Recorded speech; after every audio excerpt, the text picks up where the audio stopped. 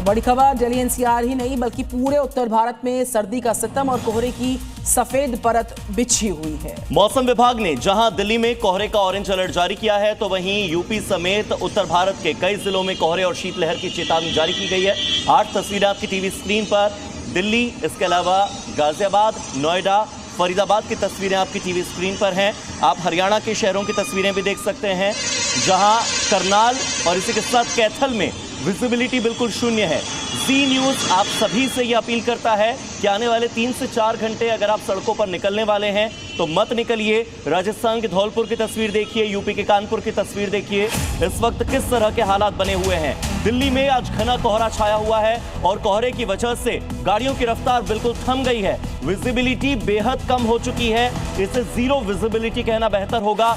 आज घने कोहरे का ऑरेंज अलर्ट दिल्ली एनसीआर में जारी किया गया है और ऐसे में जितनी भी गाड़ियां चल रही हैं उन गाड़ियों की स्पीड काफी कम हो गई है। विजिबिलिटी शून्य होने की वजह से फिलहाल इस तरह के हालात हैं कि गाड़ियां एक दूसरे से टकरा सकती हैं। लोग सतर्क रहें, सावधान रहें, गाड़ी की गति को बिल्कुल कम रखें।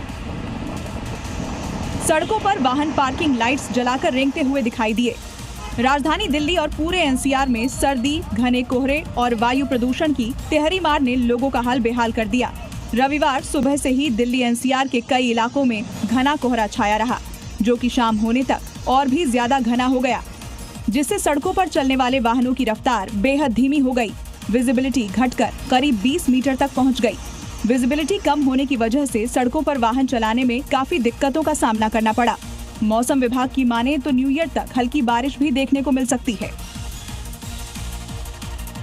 और उत्तर प्रदेश में कोहरे और शीतलहर का अलर्ट जारी, 37 जिलों में कोहरे का अलर्ट हुआ जारी। वेस्ट यूपी में घने कोहरे की वजह से चेतावनी जारी की गई है। मेरठ से लेकर लखनऊ तक कोहरे का अलर्ट जारी किया गया है। पूर्वी उत्तर प्रदेश में शीतलहर की वार्निंग जारी की, 37 जिलों में कोहरे का अलर्ट जारी किया गया। तो पहाड़ों पर बर्फबारी का सिलसिला शुरू हो चुका है और मैदानी इलाकों में कोहरे की जो सफेद चादर है और बढ़ती सर्दी ने लोगों का जीना मुश्किल किया। तो पूरे उत्तर भारत में कोहरे और ठंड का जो डबल अटैक है वो लगातार जारी है। पश्चिमी उत्तर प्रदेश में कोहरे और सर्दी ने लोगों को परेशान किया। हालात इतने खराब हो रहे हैं कि लोगों का बाहर निकलना घरों से मुश्किल हो रहा है। देश भर में ठंड और कोहरे का असर लगातार बढ़ता जा रहा है।